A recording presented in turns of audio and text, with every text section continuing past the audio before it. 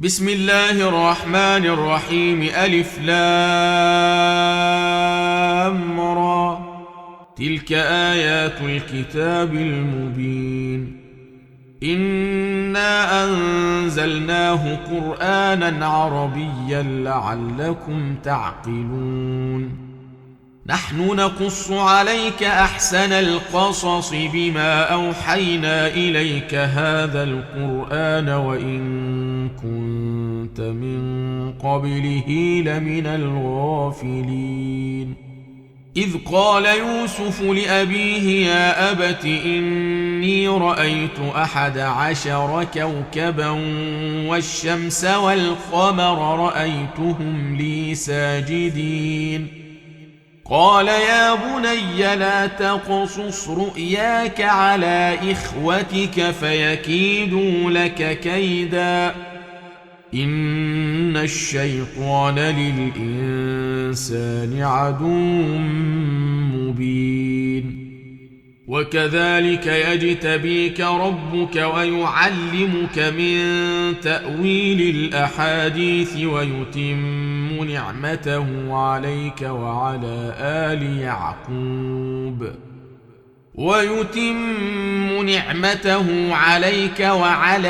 آل يعقوب كما أتمها على أبويك من قبل إبراهيم وإسحاق إن ربك عليم حكيم. لقد كان في يوسف وإخوته آيات للسائلين إذ قالوا ليوسف وأخوه أحب إلى أبينا منا ونحن عصبة إن أبانا لفي ضلال مبين. اقتلوا يوسف أو اطرحوه أرضا يخل لكم وجه أبيكم وتكونوا من بعده قوما صالحين. قال قائل منهم لا تقتلوا يوسف وألقوه في غيابة الجب يلتقطه بعض السيارة إن كنتم فاعلين. قالوا يا أبانا ما لك لا تأمنا على يوسف وإنا له لناصحون أرسله معنا غدا يرتع ويلعب وإنا له لحافظون. قال إني ليحزنني أن تذهبوا به وأخاف أن يأكله الذئب وأنتم عنه غافلون. قالوا لئن أكله الذئب ونحن عصبة إنا إذا لخاسرون. فلما ذهبوا به وأجمعوا أن يجعلوه في غيابة الجب وأوحينا إليه لتنبئنهم بأمرهم هذا وهم لا يشعرون. وجاءوا أباهم عشاء يبكون. قالوا يا أبانا إنا ذهبنا نستبق وتركنا يوسف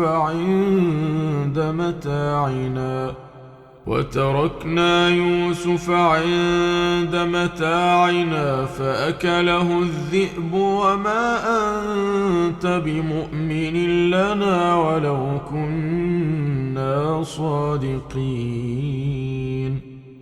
وجاءوا على قميصه بدم كذب قال بل سولت لكم أنفسكم أمرا فصبر جميل والله المستعان على ما تصفون. وجاءت سيارة فأرسلوا واردهم فأدلى دلوه قال يا بشرى هذا غلام وأسروه بضاعة والله عليم بما يعملون. وشروه بثمن بخس دراهم معدودة وكانوا فيه من الزاهدين. وقال الذي اشتراه من مصر لامرأته أكرمي مثواه عسى أن ينفعنا أو نتخذه ولدا. وكذلك مكنا ليوسف في الأرض ولنعلمه من تأويل الأحاديث والله غالب على أمره ولكن أكثر الناس لا يعلمون. ولما بلغ أشده آتيناه حكما وعلما وكذلك نجزي المحسنين. وراودته التي هو في بيتها عن نفسه وغلقت الأبواب وقالت هيت لك قال معاذ الله إنه ربي أحسن مثواي إنه لا يفلح الظالمون. ولقد همت به وهم بها لولا أن رأى برهان ربه كذلك لنصرف عنه السوء والفحشاء إنه من عبادنا المخلصين.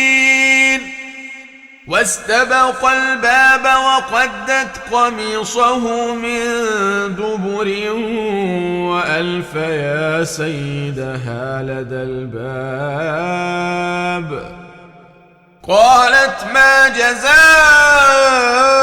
من أراد بأهلك سوءا إلا أن يسجن أو عذاب أليم.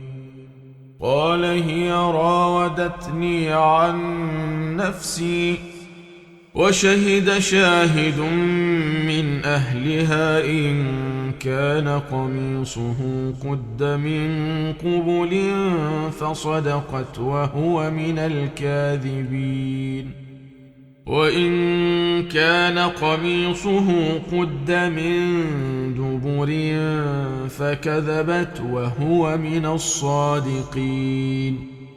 فلما رأى قميصه قد من دبر قال إنه من كيدكن إن كيدكن عظيم. يوسف أعرض عن هذا واستغفري لذنبك إنك كنت من الخاطئين. وقال نسوة في المدينة امرأة العزيز تراود فتاها عن نفسه قد شغفها حبا إنا لنراها في ضلال مبين.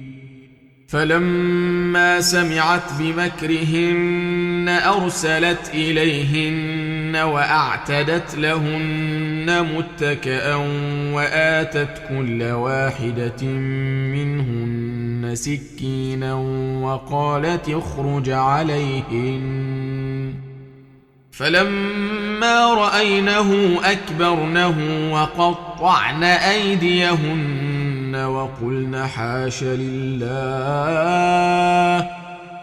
وقلن حاش لله ما هذا بشرا إن هذا إلا ملك كريم. قالت فذلكن الذي لمتنني فيه ولقد راودته عن نفسه فاستعصم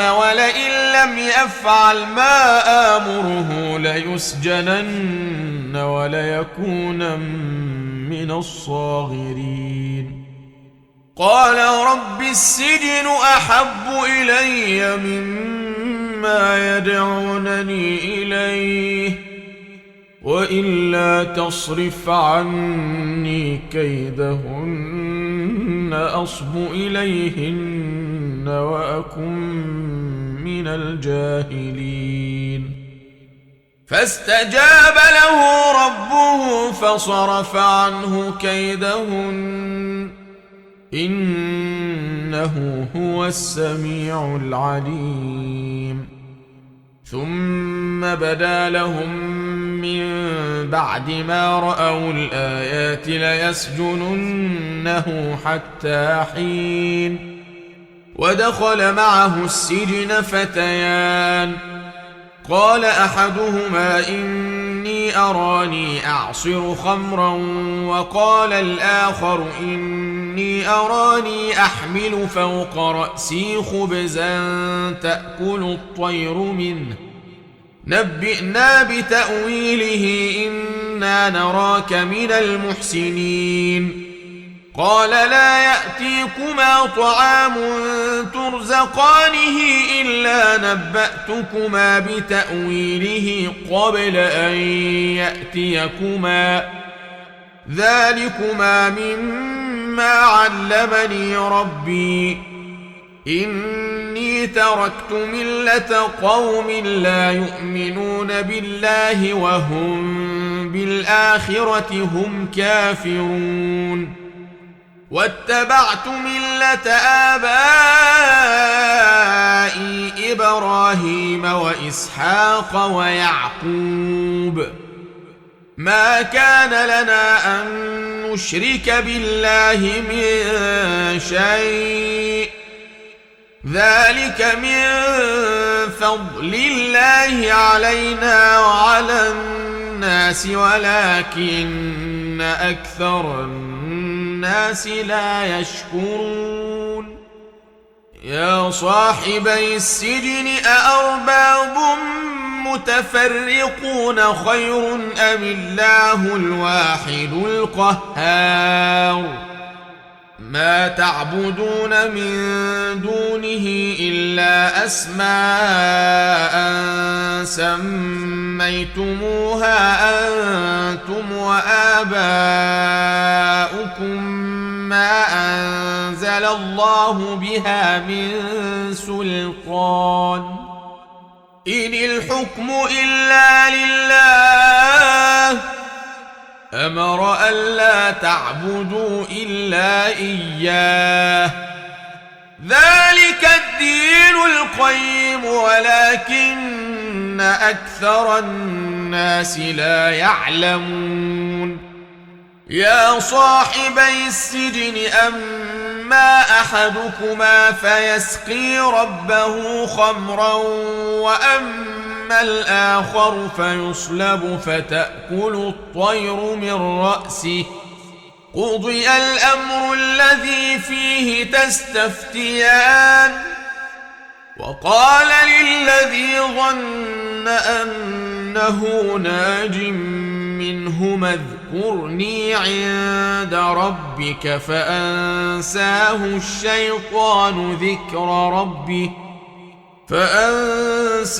الشيطان ذكر ربه فلبث في السجن بضع سنين وقال الملك إني أرى 7 بقرات سمان يأكلهن 7 عجاف و7 سنبلات خضر وأخر يابسات يا أيها الملأ أفتوني في رؤياي إن كنتم للرؤيا تعبرون قالوا أضغاث أحلام وما نحن بتأويل الأحلام بعالمين. وقال الذي نجا منهما وادكر بعد أمة أنا أنبئكم بتأويله فأرسلون. يوسف أيها الصديق أفتنا في 7 بقرات سمان يأكلهن 7 عجاف و7 سنبلات خضر وأخر يابسات لعلي أرجع إلى الناس لعلهم يعلمون. قال تزرعون 7 سنين دأبا فما حصدتم فذروه في سنبله إلا قليلا مما تأكلون. ثم يأتي من بعد ذلك 7 شداد يأكلن ما قدمتم لهن إلا قليلا مما تحصنون. ثم يأتي من بعد ذلك عام فيه يغاث الناس وفيه يعصرون. وقال الملك ائتوني به فلما جاءه الرسول قال ارجع إلى ربك فاسأله ما بال النسوة اللاتي قطعن أيديهن إن ربي بكيدهن عليم. قال ما خطبكن إذ راوتن يوسف عن نفسه قلنا حاش لله ما علمنا عليه من سوء. قالت امرأة العزيز الآن حصحص الحق أنا راودته عن نفسه وإنه لمن الصادقين.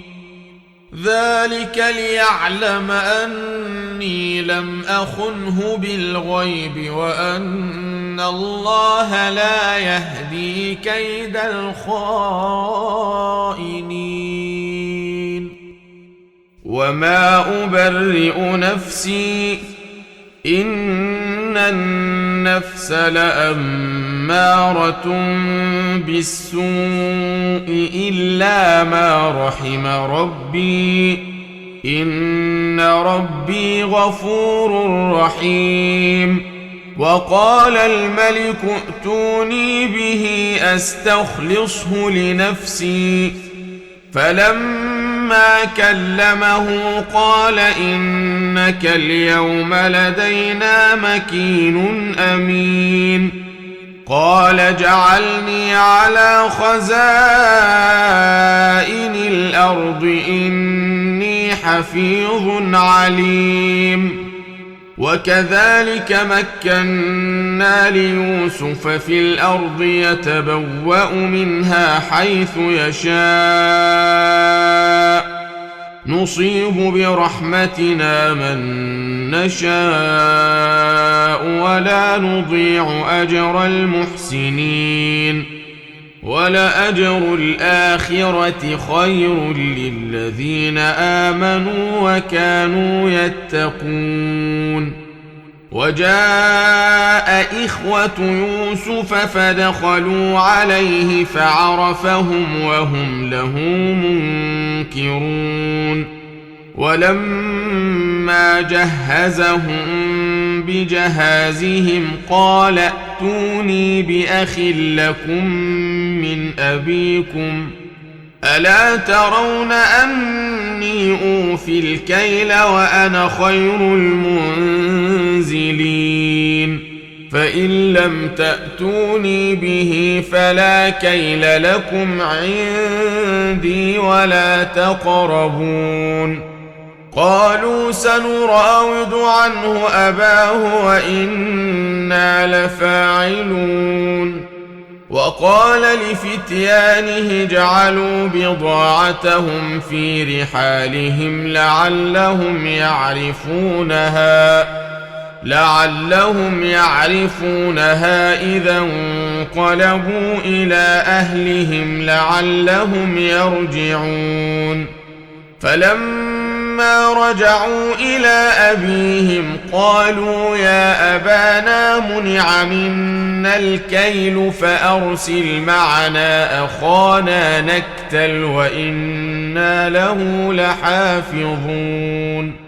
قال هل آمنكم عليه إلا كما أمنتكم على أخيه من قبل فالله خير حافظا وهو أرحم الراحمين. ولما فتحوا متاعهم وجدوا بضاعتهم ردت إليهم قالوا يا أبانا ما نبغي هذه بضاعتنا ردت إلينا ونمير أهلنا ونحفظ أخانا ونزداد كيل بعير ذلك كيل يسير. قال لن أرسله معكم حتى تؤتون موثقا من الله لتأتونني به إلا أن يحاط بكم. فلما آتوه موثقهم قال الله على ما نقول وكيل. وقال يا بني لا تدخلوا من باب واحد وادخلوا من أبواب متفرقة وما أغني عنكم من الله من شيء إن الحكم إلا لله عليه توكلت وعليه فليتوكل المتوكلون.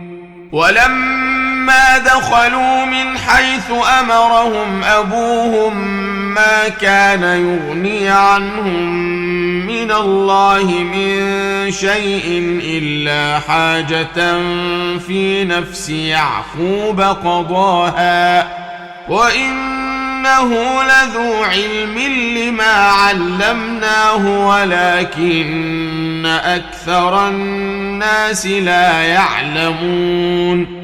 ولما دخلوا على يوسف آوى إليه أخاه قال إني أنا أخوك فلا تبتئس بما كانوا يعملون.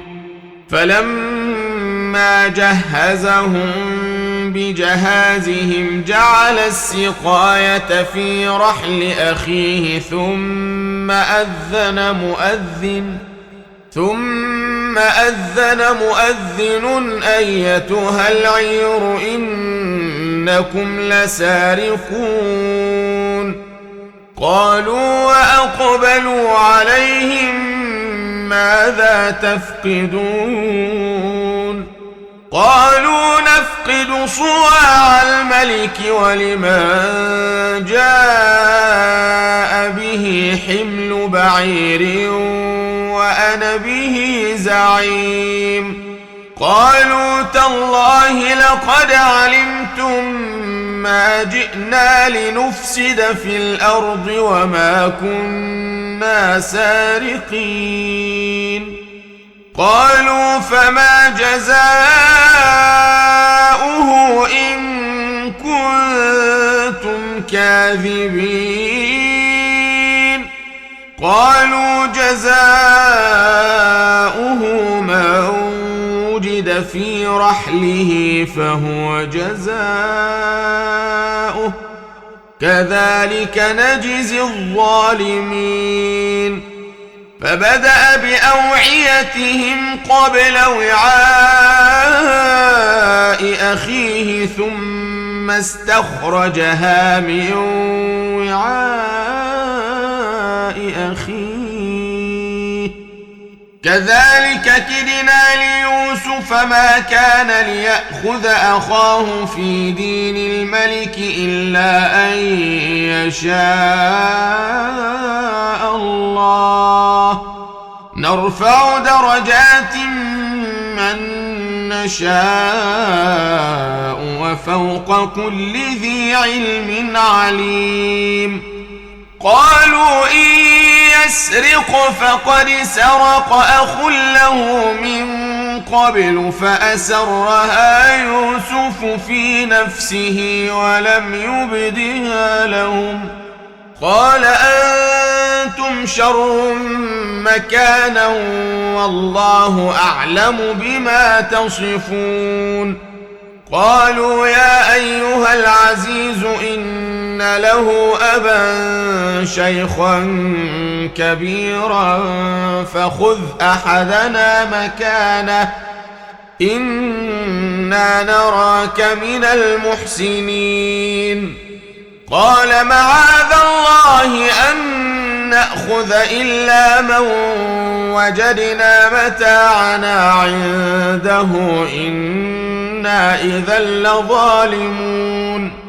فلما استيئسوا منه خلصوا نجيا قال كبيرهم ألم تعلموا أن أباكم قد أخذ عليكم موثقا من الله ومن قبل ما فرطتم في يوسف فلن أبرح الأرض حتى يأذن لي أبي أو يحكم الله لي وهو خير الحاكمين ارجعوا إلى أبيكم فقولوا يا أبانا إن ابنك سرق وما شهدنا إلا بما علمنا وما كنا للغيب حافظين واسأل القرية التي كنا فيها والعير التي أقبلنا فيها وإنا لصادقون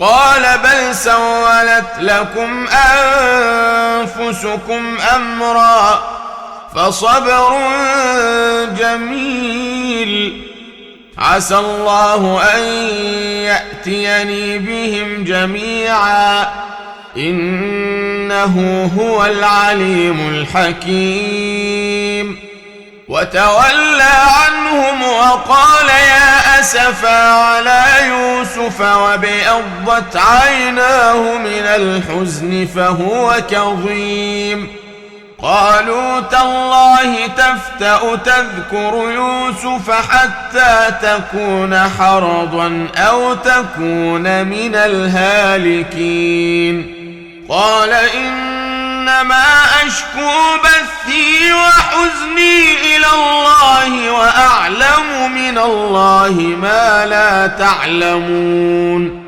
يا بني يذهبوا فتحسسوا من يوسف وأخيه ولا تيأسوا من روح الله إنه لا ييأس من روح الله إلا القوم الكافرون فلما دخلوا عليه قالوا يا أيها العزيز مسنا وأهلنا الضر وجئنا ببضاعة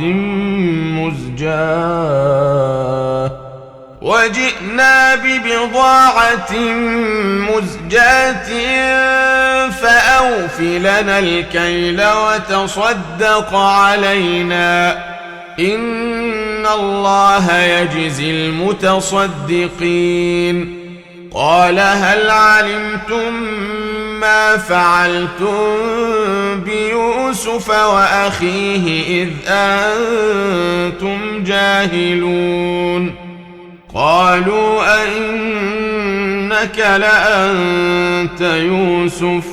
قال أنا يوسف وهذا أخي قد من الله علينا إنه من يتق ويصبر فإن الله لا يضيع أجر المحسنين. قالوا تالله لقد آثرك الله علينا وإن كنا لخاطئين. قال لا تثريب عليكم اليوم يغفر الله لكم وهو أرحم الراحمين. اذهبوا بقميصي هذا فألقوه على وجه أبي يأت بصيرا وأتوني بأهلكم أجمعين. ولما فصلت العير قال أبوهم إني لأجد ريح يوسف لولا أن تفندون. قالوا تالله إنك لفي ضلالك القديم.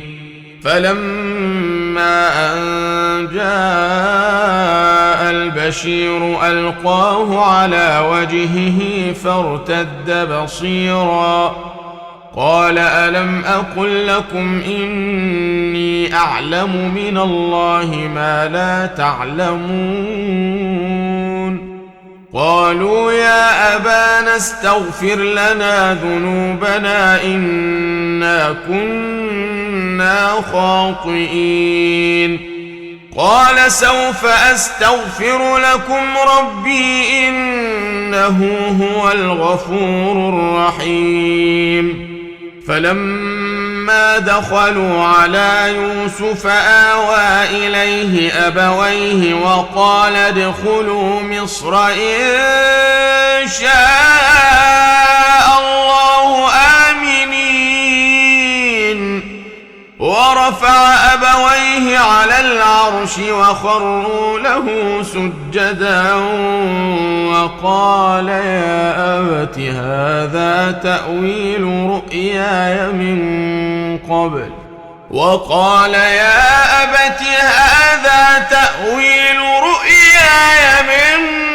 قبل قد جعلها ربي حقا وقد أحسن بي إذ أخرجني من السجن وجاء بكم من البدو من بعد أن نزغ الشيطان بيني وبين إخوتي إن ربي لطيف لما يشاء إنه هو العليم الحكيم. رب قد آتيتني من الملك وعلمتني من تأويل الأحاديث فاطر السماوات والأرض أنت وليي في الدنيا والآخرة توفني مسلما وألحقني بالصالحين. ذلك من أنباء الغيب نوحيه إليك وما كنت لديهم إذ أجمعوا أمرهم وهم يمكرون. وما أكثر الناس ولو حرصت بمؤمنين وما تسألهم عليه من أجر إن هو إلا ذكر للعالمين. وكأين من آية في السماوات والأرض يمرون عليها وهم عنها معرضون. وما يؤمن أكثرهم بالله إلا وهم مشركون. أفأمنوا أن تأتيهم غاشية من عذاب الله أو تأتيهم الساعة بغتة وهم لا يشعرون. قل هذه سبيلي أدعو إلى الله على بصيرة أنا ومن اتبعني وسبحان الله وما أنا من المشركين. وما أرسلنا من قبلك إلا رجالا نوحي إليهم من أهل القرى أفلم يسيروا في الأرض فينظروا كيف كان عاقبة الذين من قبلهم ولدار الآخرة خير للذين اتقوا أفلا تعقلون. حتى إذا استيأس الرسل وظنوا أنهم قد كذبوا جاءهم نصرنا فنجي من نشاء ولا يرد بأسنا عن القوم المجرمين.